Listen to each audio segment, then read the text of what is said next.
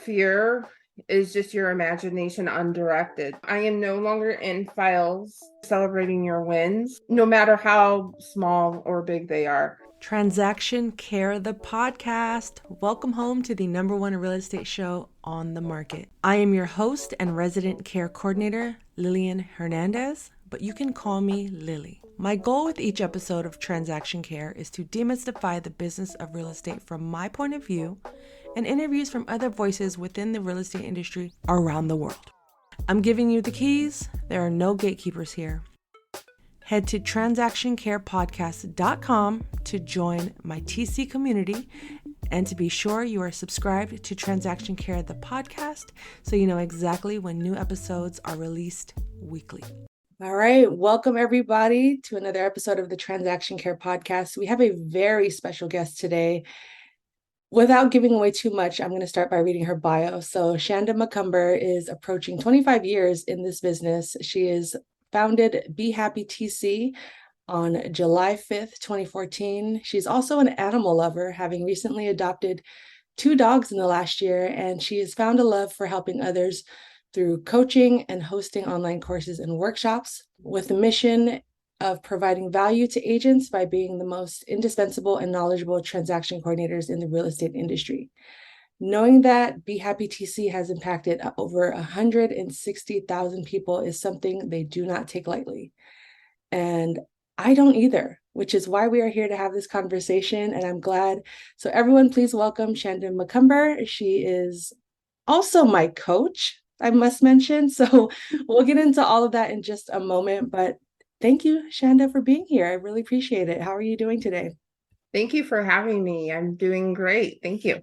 Definitely. So let's go over some just basic knowledge before we jump into your journey in real estate. What cities and states do you service as a transaction coordinator? Do you have a real estate license? Do you need to be certified where you're at? Let's clean up house a little bit, get that stuff out of the way, and then we can jump into how you got there. Yeah, absolutely. So we service the whole state of California. I am licensed in California. I got my license way back in 2004. But we also service the state of Texas and the state of North Carolina as well. Awesome. That's another check off my board, North Carolina. One of my goals is to interview a TC in every state. So we'll get right into that right now. Mm-hmm. So real estate. Let's talk about why real estate. Some people are born with a vision, like this is what I want to do for the rest of my life. Others, life happens and you just end up in places you never even imagined. So how did you get into real estate? Was it from a young age? Was it introduced to you in adulthood? Let's go there. It was an accident, but it was an accident that was meant to be. Yeah. So I was at a time in my life where I was working 2 jobs and not loving it and going to school full time. And I had applied for a position, I believe it was a receptionist position at a real estate office. And I got the job and ended up being actually an administrative assistant. And to be honest, I almost quit. I did not love it at first. I think a lot of it was the dynamics behind it. I had found out I was replacing the person that was training me, but she didn't know it. So that was not aligned with my values. So that's probably why I hated it. But I told myself I needed to stick with it to see if it was something for me.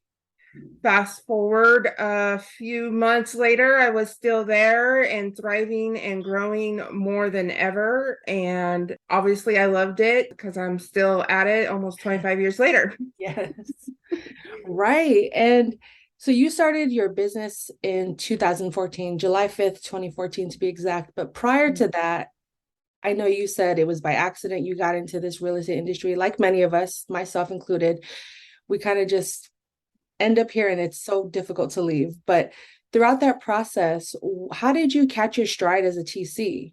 And who trained you? Like what was it about it? What was about that job that you were like, oh, I could do this? Well, that wasn't by choice either. So let's get into it. Funny story. I had been at the office probably about 3 years. And one of the agents who I adored, we had a great relationship. I was just like an administrative assistant. One day she comes and says, "Here, you're taking my files." And I was like, what? And she's like, your TC, my files, the TC that I'm working with right now, I is not going to touch my files. You're going to do them. And so I was like, oh my gosh, I have no training. I don't know what the heck I'm doing. What the heck is this? And Right. so I found someone that was a TC in the office. She ironically lived across the street from me. Oh, So wow. I went to her house one Saturday. We spent about 3 hours together, and that was my training. That's the only training I got. I just figured it out on my own. I knew I could do it, made lots of mistakes, but failure is the only way you learn.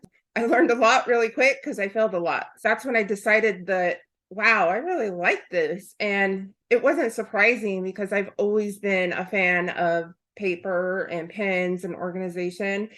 And back then it truly was paper. I mean, we had to mail stuff like snail mail stuff, and there was no, in fact, I was also teaching agents how to get on the internet because we were at dial-up still way back then, and teaching agents how to email. No, email wasn't part of the MLS system, so I was kind of making some side money doing that. That's when I realized that I really, really love doing TC work. Long story short, I ended up becoming that agent's assistant about 3 months later. I wasn't really loving the job I was in, and I became her assistant part-time and another assist and then part-time for another agent and did their TC work. Wow, that is definitely, I've been fortunate to interview a few other TCs in this podcasting journey I'm on, and many of us have a similar story of we were all just kind of thrown into the situation and it just worked out. Right. It's a But blessing. not without many, many, many failures. And what kept you motivated while you were in the midst of some of those failures? It was a long time ago. And like you said, it's still dial up. I remember the times when we were working with storage units and having to transfer boxes and boxes of files. Like that would be a whole day sometimes of just transferring boxes of files. But I also remember times when I was getting yelled at and I thought I'm just going to quit. I don't want to do this anymore. Was there any particular moment when, because I know you said you wanted to quit, but was that a part of your transaction coordinator journey and your story? Like, was there ever a breaking point for you where you're like, I don't know if this is for me right now? TC, I loved it the whole time. Of course, there were times where I would be frustrated and I wasn't sure if I was going to be able to do it. But I'm the type of person that just I don't give up. I'm very tenacious like that. I think that's probably one of my strengths is I just keep on it and on it and on it. And then I tell myself like, well, if I decided to go in another direction, what would I even do? Like Mhm. honestly, I love this. And just because I have a bad day or I fail doesn't mean that it's going to be the end of the world. It's a learning opportunity and it's growth. And I love learning. That's another strength of mine. I just learn, read, the more knowledge I can get into my head, the better. And which is another reason I love the real estate industry because it's never ending. And that's something I enjoy. Some people don't like it. They're like, oh, it's too much learning. I want to learn and know it all and be done. And that's not, if that's you, then the real estate industry is not for you. So I just kept pushing through. Of course, I had people supporting me too. My husband is always a big support. My mom is very supportive. And then even my boss at the time was super supportive. I consider her one of my mentors. She's actually to this day still a client of ours. Oh, So I can say I've been with her for 21 years now. So it's just been an amazing journey. And if I had to give advice to someone, I would say go back to your why. mm-hmm. Why are you doing this? Sometimes we lose sight of that with all the stress and pressure and the failures. They don't feel great. They never feel great. But if you can change your mindset around them, you can kind of get around it sometimes. I agree. And I've definitely learned that, especially through working with you. But like I said, we'll get into that later. So speaking of your why, now, it's 2014. How far back or how soon did you know you're ready to do this as a business, to launch and work on your own? Like, what was that? Walk us through that process, because I know a lot of other people right now are wanting to build a career for themselves working from home. And I know I've gotten a lot of messages of people wanting to be a transaction coordinator, but there is a lot of work to it. There's the aspect of being a business owner and then the aspect of being a TC. How did you know you were ready to merge those two and work beyond the 9 to 5 typical job? Well, it was, of course, a very scary process. I actually talked to several transaction coordinators Mm. that had gone independent to kind of get their input, how they started, how they felt now. And they're like, I would never look back again. So Right. that kind of helped me too. And then I was feeling like I was at a spot where I couldn't really grow much anymore. I was already running the whole office, the agents, the TC work, the employees. So it was beginning to be a lot and I didn't have any help. So I was like, you know what? I really want to take the part of this job that I love to my own. When I made that decision, I went and let the two owners of the company know. There were two owners. And I asked them if they would support me in that journey. And they said, absolutely. So I was super blessed that I was able to take the business I had from that office with me. And I still get business from that office to this day. But it was not an easy decision. And then when I got into entrepreneurship, I was like, oh, wow, I'm a business owner. This is way different than being a TC. Like, Right. being a TC is one thing. I got that down. But being a Easy. business owner, Different. You're in charge of no. everything. What adjustments did you make in your life at that point to accommodate this new lifestyle as a business owner and accepting your new role? Had Um, you owned any businesses or run any business? Were you the kid like me selling candy at lunch? Like, Yeah, no, I had no business owning experience. My parents either. So, like, I just came from a family that didn't really talk about business owning and even real estate. Like, they weren't really into real estate. Yeah, I have family that bought houses, but that was about the extent of it. Probably one of the first things I did was hire a coach pretty soon after I decided, wow, this is a lot and I'm way overwhelmed. I have no idea what to do. So right, I hired a coach to help me navigate through the process. And I still have a coach and I always will have a coach because no matter how many years you do it, you get stuck in your own head. right, It's different when you're coaching someone else versus yourself. And I coach myself. I'm like, what would I tell my clients? But it's so different because I'm emotional about it. It's my baby. That's the first step I did. And then I just navigated my way based on that. After probably the first 6 months, I hired my first assistant because I was super busy already. Most of my clients were referrals. So that was probably the best thing I could have done because if I wouldn't have done that, I probably would not either be here or be as successful as I want. It's right. important to have someone get you out of your head and help you get unstuck. And that's what a coach is supposed to do is help you get unstuck. Definitely. And the fact that you were aware that, okay, I need help, whether it's through coaching, mentoring, or even just hiring an assistant, and that's a part of scaling your business. And considering you had no experience, no knowledge of that, you still were resourceful in that way of taking action. Like, no, if I want to keep moving in this trajectory, I'm going to have to bring people in to guide me through that process. So, how did you know what to charge? Did you ask people? Did you just take the number you were earning at the business? How did you navigate that aspect of the business, just the money part? And the money part, originally, I did take just what I was already charging at the other business and I added $100 because it was really low. But I did research. So I talked to other TCs in the area. What are you charging to see what the rate was? Because it is dependent on the area. And then I just took whatever the average was at the time. And that's what I decided to charge. I think we started at $400 at that time per file. That was the going rate. Right. I would give a discount to certain offices at the time, but fast forwarding, I don't really do that anymore. I will give discounts for certain circumstances. Mhm. Sometimes for brand new agents, we'll give them their first file discount.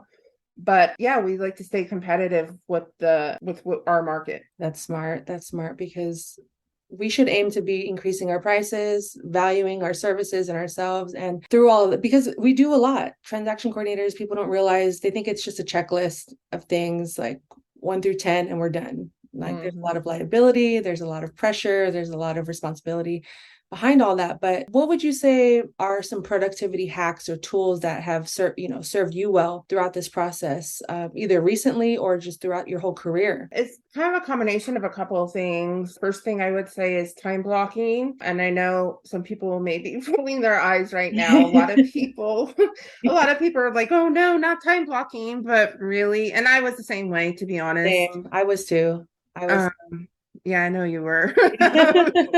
But once you understand it and you stick with it and you do it, you realize how amazing it is. I think it's just hard. We're so used to being so out of control with our Right. schedules that it's hard to stick to a schedule.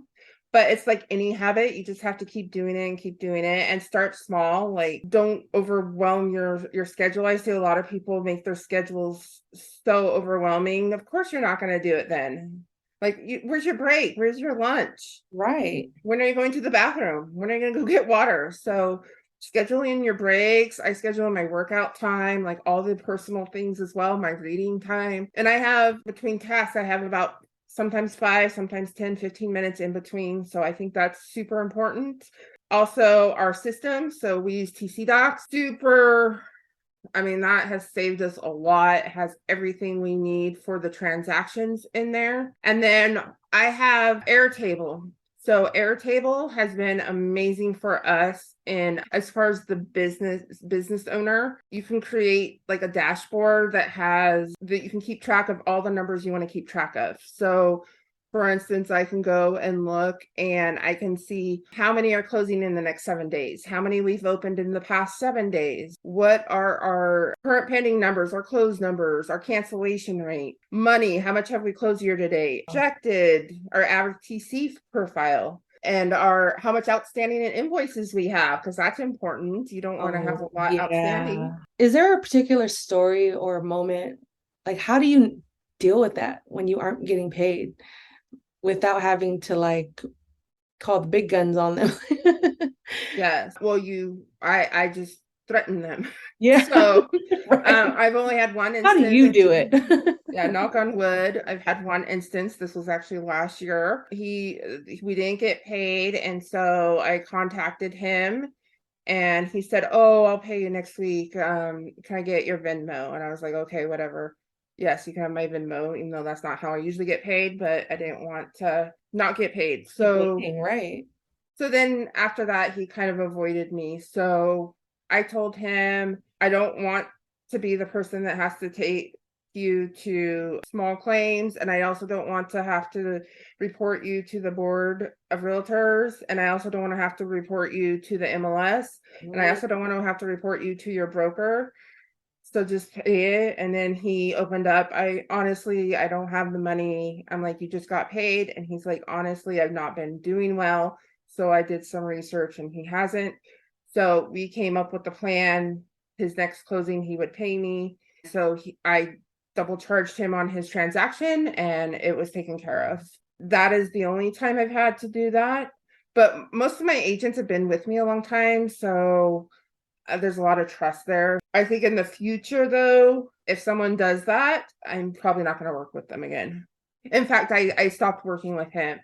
So I told him I'll do this transaction, but it doesn't align with my values. He understood and he went on his way. That was such a major key because oftentimes I see TC struggling with that. Like, how do I ask them to pay me or how do I get payment? It's been 60 days, it's been 90 days. And you definitely want to set the tone up front, but also you threw out some big heavy hitters, MLS, the board, your broker. You have to be stern. You have to Mm-hmm. set those, be the authority in your own business and take charge. And the fact that you only have to deal with that one time or maybe just a small handful of times is impressive. And thank you for sharing that because I know a lot of TCs and other business owners needed to hear that in that manner because oftentimes it's just easier to run away and ignore it. Like, oh, it's only this much money.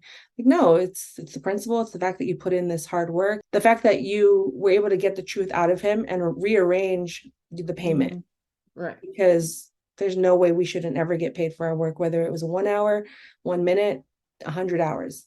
Get your Okay. money. Get your money, people. Oh, totally. And Get if your you money. if you need me to hound them, call me up and I'll help you. Exactly, exactly. Contact Shanda and she'll walk you through that or run you through that to get your Yes. money. Run me my money. Exactly. Which actually leads me to my next point, boundaries. I feel like I've gotten a lot better with sticking to my boundaries, knowing what boundaries I need to set. How do you implement boundaries in your business? What do you have any? What is the importance to you of having boundaries, whether it's work hours or how I'm getting paid? Yes, this is a biggie.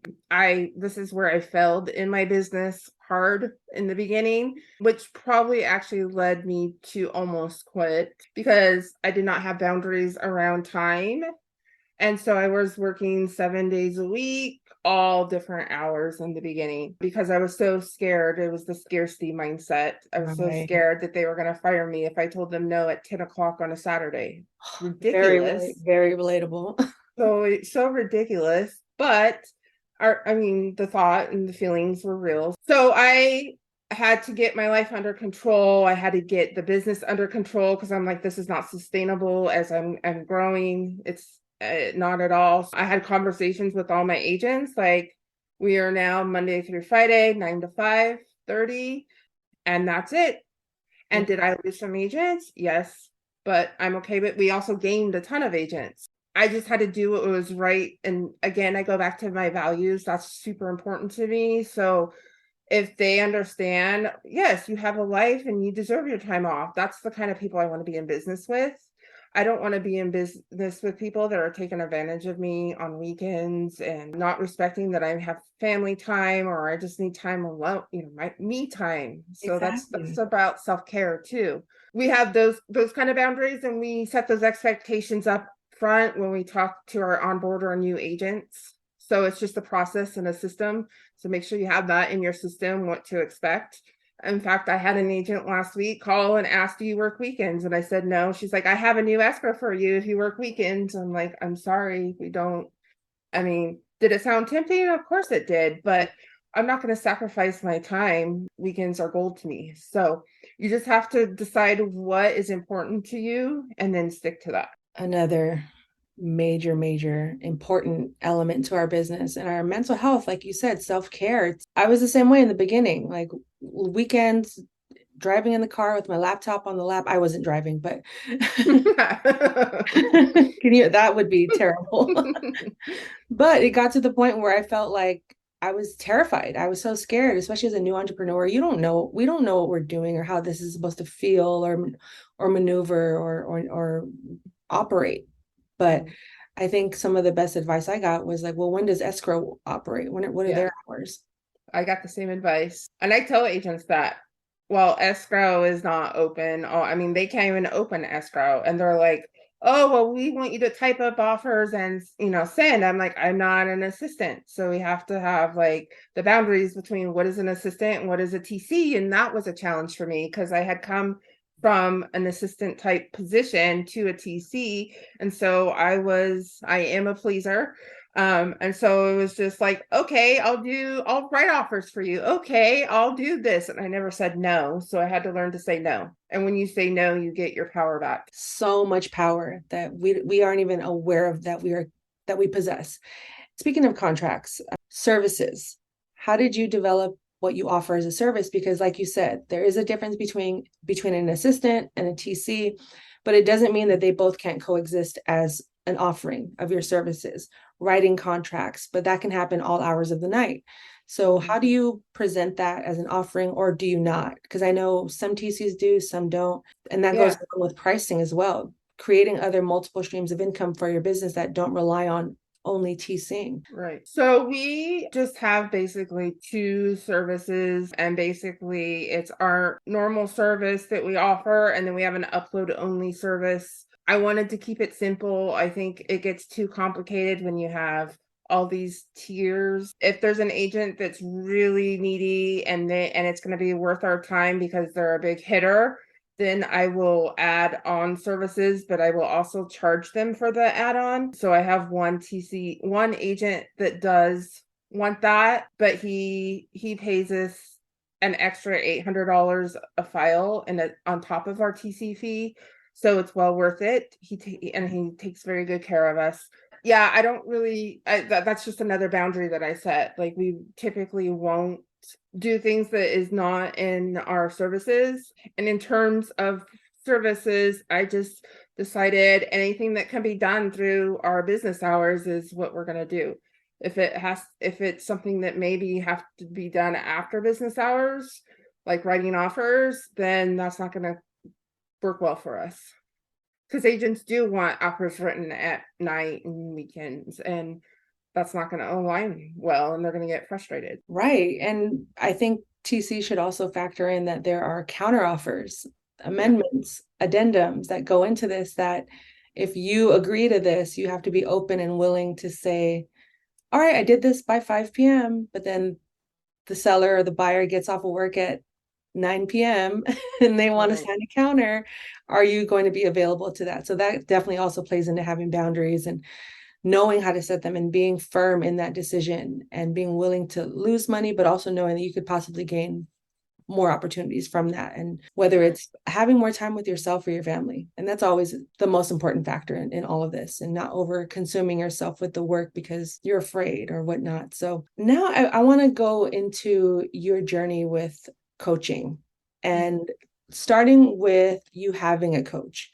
So is that what inspired you to take on a career in coaching? Let's go through that aspect of your life and how you got to where you are today in that journey. My coach at the time, I have a different coach now. My coach at the time, I had her probably for 4 years, 5 years maybe. And I was just really inspired by how the impact that she gave me in my business. And I wanted to do the same because I really love helping others. What I love most is seeing their progress.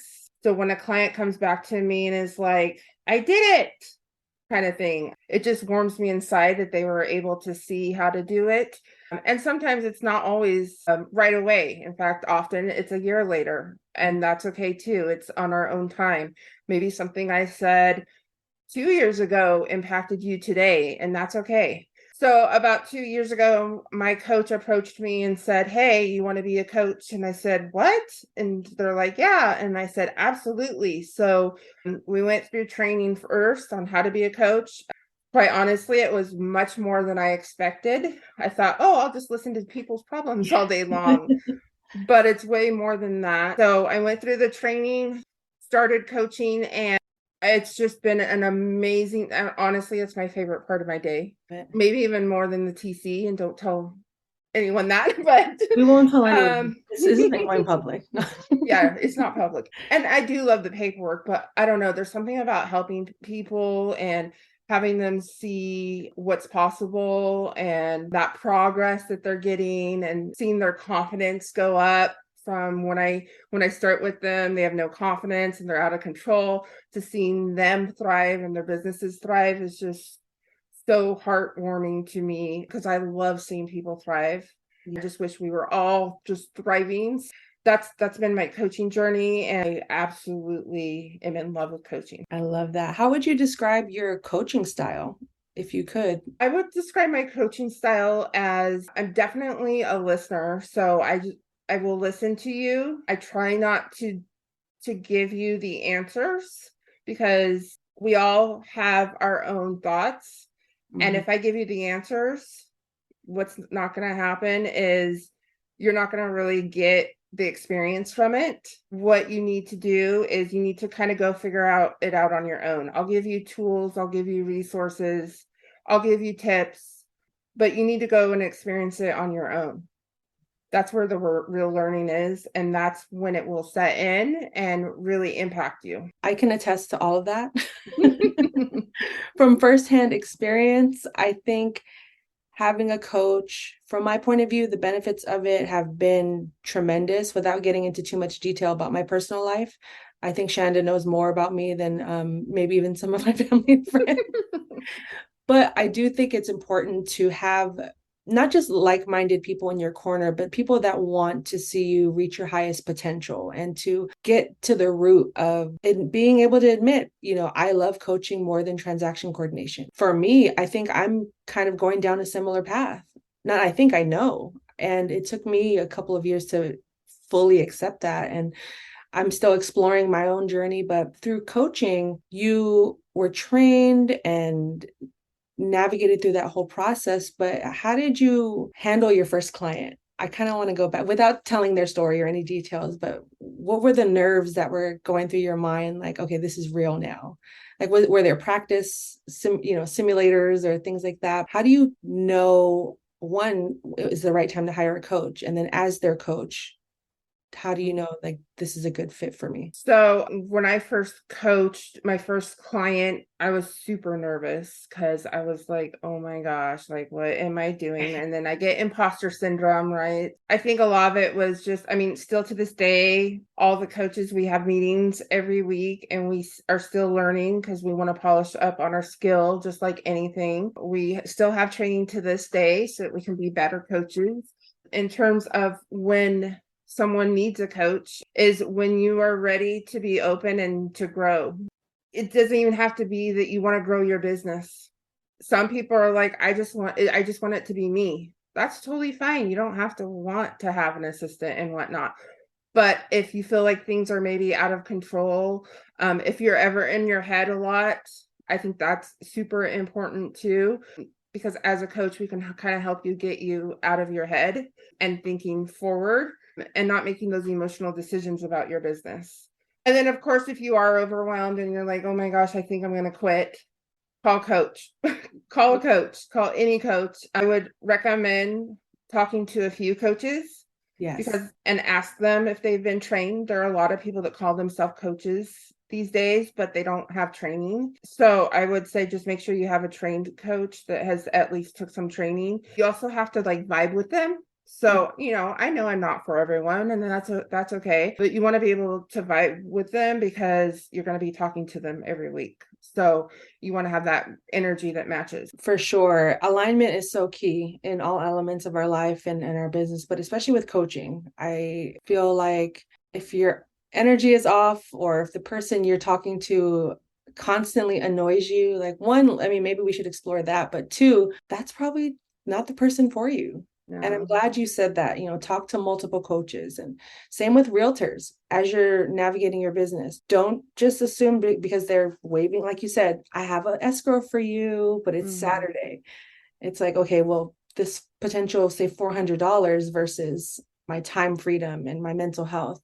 It's just not, it doesn't work out. And I think the benefits of also having a coach can help you to process those experiences and really bring out your true colors and who you are as a person in those moments. And I just think it leaves you a better person every single time, every week, and or as often as you need. Because do you also do group coaching as well? Or Yeah, I do group coaching as well. And so that's another thing is like see what your options are with coaching. There's group coaching, we have bi-weekly coaching, and we also have weekly coaching. So just finding out what your options are. I have someone that only does it once a month right now because that's all she could fit in right now. She has a bunch of life stuff. She was bi-weekly. She had a bunch of life happen to her. So she is doing monthly, but the thing was is she's like, I cannot quit coaching. I need someone to hold me accountable and move my business forward going through all this crap I'm going through right now.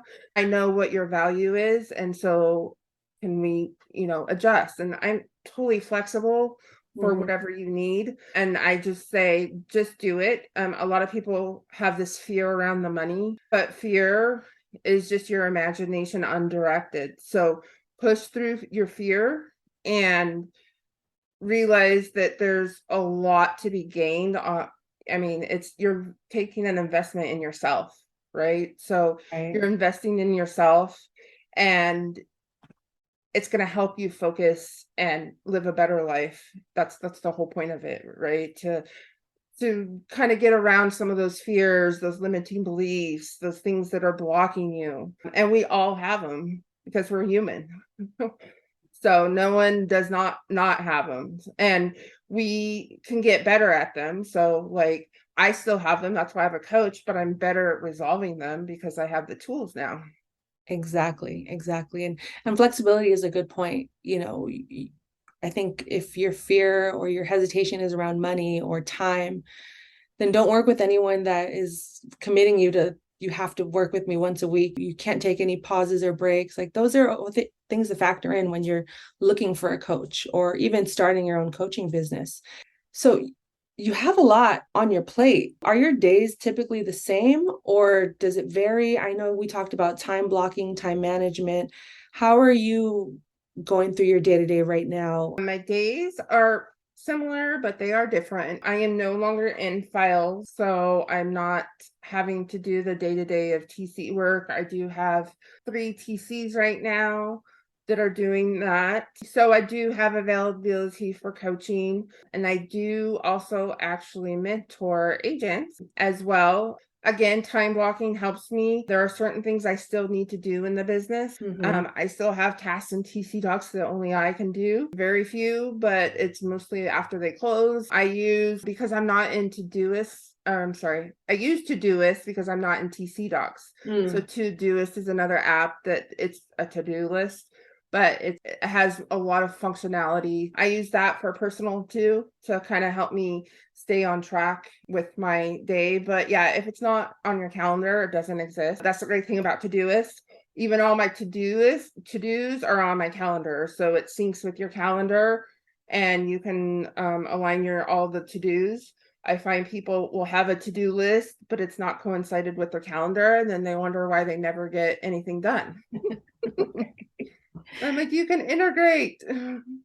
Right. And part of entrepreneurship or solopreneurship, whether you choose to do this alone or with a team or whatnot, is being organized and having the right systems in place and the right people. And I think what stood out to me just now is that you said you were no longer in the files. Can you tell people what that means really quick? And how did you do that? How were you able to trust someone else with your business in a sense that you weren't relinquishing everything, but you're relinquishing a big part that allows you to focus on things you're more passionate and get more fulfillment from. So how did you do that? It was definitely a work in progress. It was hard to let go. I think we're all control freaks. I think TCs are especially.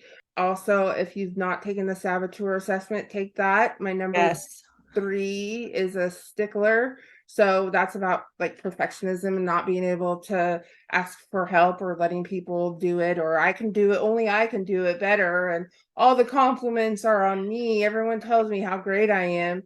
So that was really a lot of pressure to let go. But at the same time, we were growing so much that I was going to have to either work 7 days a week or let go. And so it came up to a choice. I created systems and created a hiring system. I created a training system. And then we created a program where you graduate into becoming a TC. So in our company, you start as an assistant and then you shadow someone when you want to become a TC. And then once you graduate from that, you become a TC. And then there's, a bunch of criteria you have to pass to be able to go to the next step. That's the first thing I did, was just create systems around it. And I had people help me. Some of the assistants that I had at that time were amazing. And so they were helping me do training. They were helping me do the actual process of the training and the hiring. So I had a lot of help in that journey. But I think seeing that there was a process helped, and that they had to graduate from that process in order. So that's like the level of trust, right? Like, you've done 10 files and you did them great with us shadowing you. Basically, they did everything. You couldn't hit send until we checked it.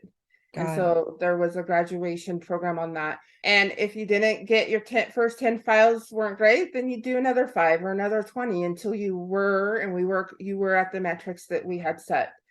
And it's still ongoing. That's where I'm in the business. I still randomly check their files once a month to make sure the standards are still there. I still do TC Q&As every Friday. So as all the TCs, we meet, we talk about what we've learned, anything new. That's kind of our growth time. I talk to them about like, hey, you guys need to look out for this, or this is what's coming up. So it's a time where we communicate. So that's super important. Just always be communicating.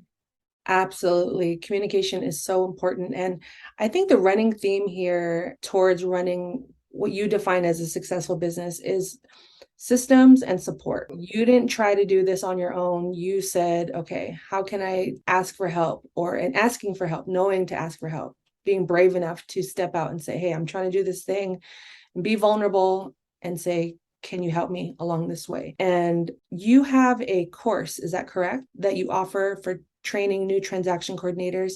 Can you let the audience know what that's about and how often you offer it, and just a summary of what you offer? So I have one that's specifically for California. That one is for 6 weeks, and we go into kind of like an overview of how to be a business owner and how to do the files in California. I have another course, I don't have any date set, that's just on how to be a business owner. If you're interested, reach out to me with all the details on that. But we basically go through like all the steps that you need to do. Like, do you need to be an LLC or a corporation right now, and who to talk to, and what does your value proposition look like? And then we do go through like time blocking and just setting up your business for success. That's amazing. Are you doing that on your own or with somebody or a team? With someone you want No, to I'm shout doing it on out? my own. Yeah, it's Okay, on my own. Yeah. awesome. Awesome. That's cool. So, just going back to having multiple streams of income, that's one way you can offer yourself as another service to others, is coaching, courses, workshops, things like that. So we've covered a lot in this episode, so we're going to wrap things up. I have a couple more segments I want to touch on, but thank you, Shanda. This has been an amazing conversation. We talk weekly at this point, going on almost 3 years, or entering Mhm. our third year of working together. And honestly, I wouldn't have this podcast if I didn't choose to log on to Facebook one day and enter a random private group chat about coaches. I don't know, but it just goes into alignment and knowing when you're ready to make a shift in your life and taking that leap. Leaps don't always have to mean you quit your job. It could just mean something as simple as messaging someone about getting help.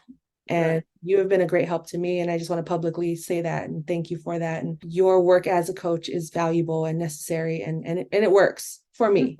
I can't speak for everyone else, but it has definitely been working. I have a segment called The Keys, and you've already given us so many keys to just unlocking the path towards business, transaction coordination, self-confidence, self-care. But as a TC yourself, what would you say are 3 green flags and 3 red flags in terms of what makes a great TC? What would make a great TC is someone who is organized. So they need to be organized and have their systems all set up. I would say another green light is, or green flag would be boundaries. So boundaries are huge Yeah. in this industry.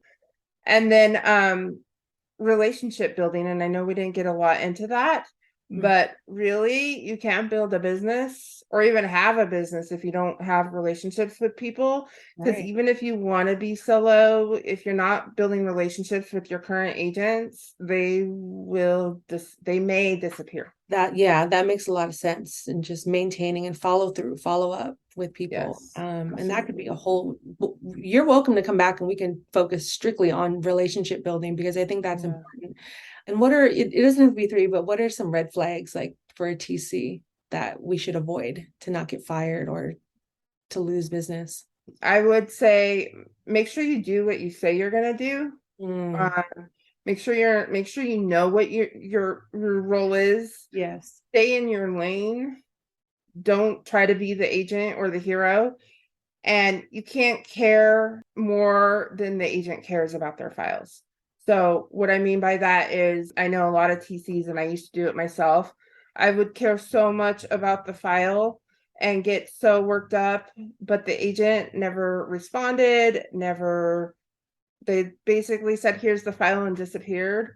So you can't care more than them. So you're going to have to learn to step back a little bit. And ultimately it's the agent's file.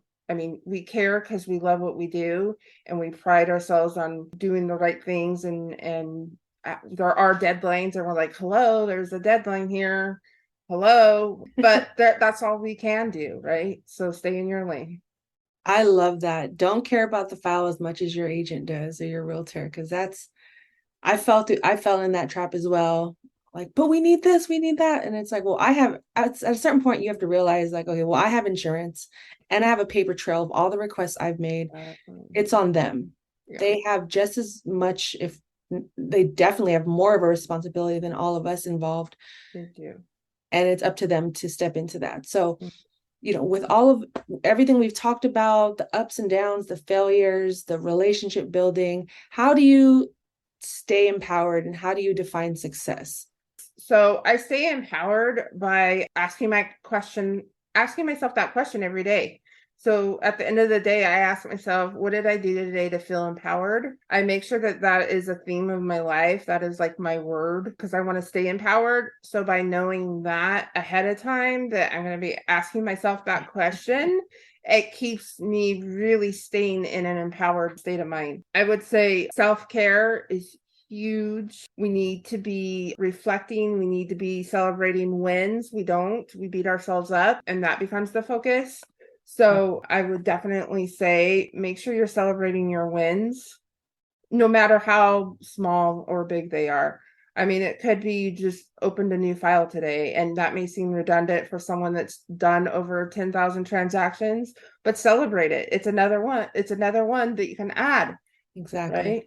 It's another, you're impacting, basically on average that with every file you impact about 13 people. So that's buyer, seller, escrow, home warranty, title, all the people in the background. So that's really impactful. And that's part of my why as well, is to have impact.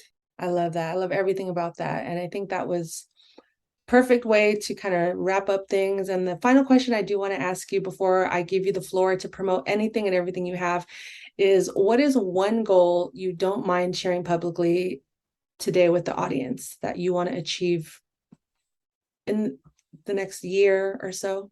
One goal I want to achieve is to conquer North Carolina. So that is something that we have just started in my TC business. And that is something that has been actually very hard because it is much different than Texas and California in many ways. But our goal is to serve 50 people this year in that state. That is a huge goal. It's near and dear to my heart.